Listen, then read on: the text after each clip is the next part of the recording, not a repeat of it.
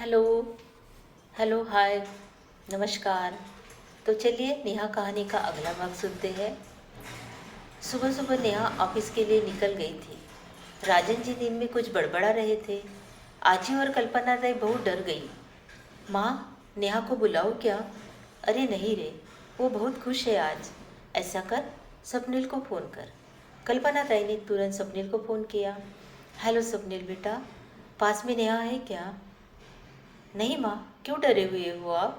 क्या हुआ? ये नेहा के पापा सोए हैं, लेकिन नींद में बहुत बड़बड़ा रहे हैं।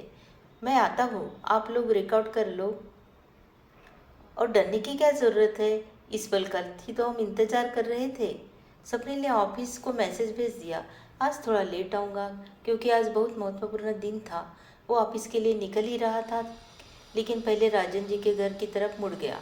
स्वप्निल ने दरवाज़ा खटखटाया और अंदर आया। आज पापा इतनी देर तक सो रहे हैं? उसने कहा। हाँ, रात देर से सोए थे ना। क्या बोल रहे थे वो? हमने रिकॉर्ड कर लिया है, अब तो शांत है। चलो उन्हें जगाते हैं, देखते हैं कुछ याद है या नहीं। और माँ, ये बात किसी को मत बताना। सही समय आएगा तो मैं खुद बताऊंगा। ठीक है बेटा। कल्पना ताई ने राजन जी को उठाया। अरे उठे ना, बहुत देर हो गई। राजन जी उठकर बैठ गए। अरे, बहुत देर सो गया मैं। नेहा चली गई क्या? लगता है कोई सपना देख रहा था। गुड मॉर्निंग जावई बापू। कुछ गलती से आ गए लगते हैं। नेहा तो चली गई होगी ऑफिस। पापा, आप मुझे स्वप्निल ही कहिए ना। देखिए, नेहा गई और मैं आ गया। क्या देखा पापा अपने सपने में? कुछ याद है आपको? मुझे लगता है वो किसी गुफा का था। याद आया तो ज़रूर बताऊंगा कल्पना को। ठीक है, मैं अब ऑफिस जा रहा हूँ, शाम को आता हूँ। आप लोग ध्यान रखिएगा। स्वप्निल ऑफिस के लिए निकल गया। ऑफिस पहुंचते ही मैनेजर ने बुलाया। Hello sir. आओ आओ बैठो। तुमने मैसेज किया था कि देर होगी, लेकिन वक्त पर आ गए। सर, सिटी में बाहर बहुत ट्रैफिक बढ़ गई थी। पुलिस भी कंट्रोल नहीं कर पा रही थी, इसलिए सोचा शायद देर हो जाएगी, तो मैंने मैसेज कर दिया था। ठीक है, आज बहुत बड़ा दिन है, मालूम है ना? जी सर, पूरी तैयारी है। गुड। स्वप्निल बाहर आया, लैपटॉप खोला और सारी फाइलें चेक करने लगा। मीटिंग में अभी आधा घंटा बाकी था। वीआईपी क्लाइंट अभी तक नहीं आए थे। हर टेबल पर पानी की बोतलें रख दी गई थी। अब सब अटेंशन में खड़े हो गए। तभी कुछ विदेशी क्लाइंट मैनेजर के साथ अंदर आए। स्वप्निल के मन में आत्मविश्वास था। आज मैं बेस्ट प्रेजेंटेशन देने वाला हूँ, देखना बॉस। इतने दिन की मेहनत रंग लाएगी। अगर ये पैकेज नहीं मिला तो अगली बार तो ज़रूर ही मिलेगा। वो खुद मुस्कुराया। एक आदमी बाहर आकर नाम पुकारने लगा, मिस्टर स्वप्निल, प्लीज़ कम। सभी ने चुपचाप कहा, ऑल द बेस्ट। स्वप्निल मुस्कुराया, हल्के एटीट्यूड के साथ अंदर गया, लेकिन अंदर पहुंचकर वह शालीनता से बोला और पेश आया। उसका आत्मविश्वास और व्यक्तित्व देखकर सभी क्लाइंट प्रभावित हुए। प्रेजेंटेशन शानदार रहा। उसके बाद स्वप्निल ने उन्हें 5 स्टार होटल में लंच करने ले गया। गुड रिलेशन बनाना भी ज़रूरी होता है, उसने यह सोचा था। वापसी में स्वप्निल ने वापसी में सबने स्वप्निल की बहुत तारीफ की। मैनेजर तो बहुत खुश थे।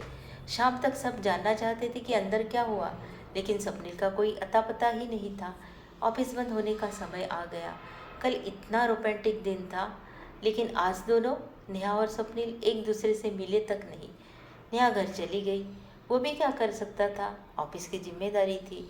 स्वप्निल ने फ़ोन किया, नेहा, अब मैं घर जा रहा हूँ, 1 घंटे बाद आता हूँ, तुम सब तैयार रहना। और दूसरा फ़ोन उसने अपने घर लगाया। मॉम, आप सब तैयार रहिए, मैं आधे घंटे में आता हूँ। क्योंकि स्वप्निल का घर ऑफिस के पास ही था। नेहा के मन में आज उसे बहुत मेहनत करनी पड़ी, बात तक नहीं हो पाई, लेकिन कोई बात नहीं, अब शाम को तो हम मिल ही रहे हैं, सब ठीक हो जाएगा। आई बाबा स्वप्निल, नेहा बोली, आई बाबा स्वप्निल थोड़ी ही देर में आएगा, हम लोग चलो तैयार हो जाते हैं। आजी और आजोबा बोले, हम घर पर रुके क्या?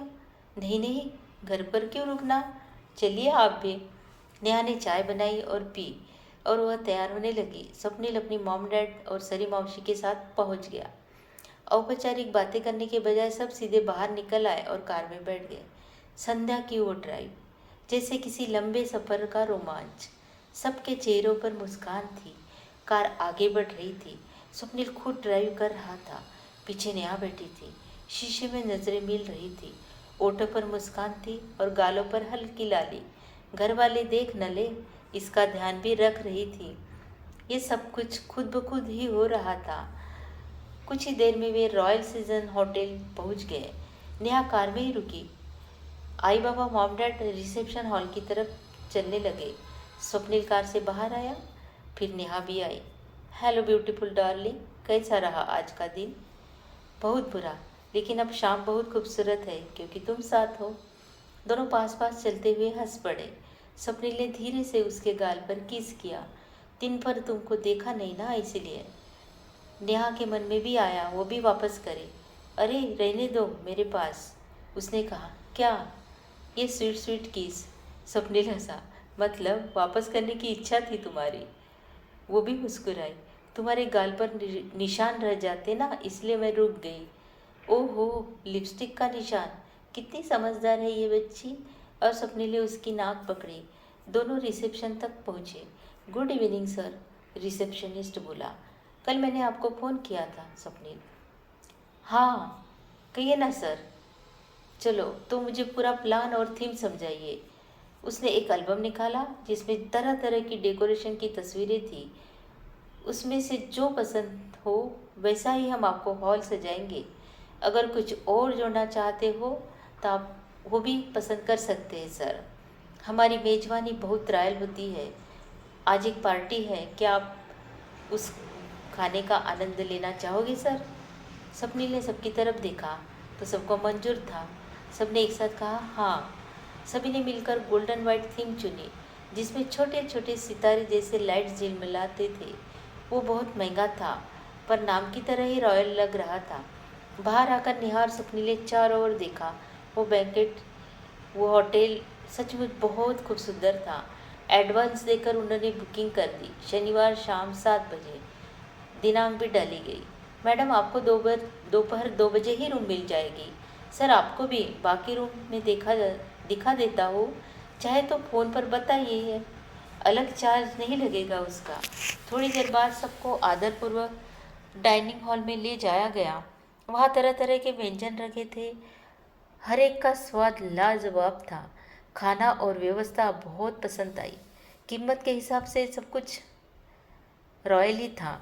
स्वप्निल बोला, आज हमारे जीवन का सबसे खुशी का दिन है। ऑफिस में शानदार प्रेजेंटेशन और मेरे जीवन में मेरी जीवन संगिनी का प्रवेश। नेहा और स्वप्निल दोनों ने अपने अपने पेरेंट्स के पैर छुए और उनसे आशीर्वाद दिया क्रमशः।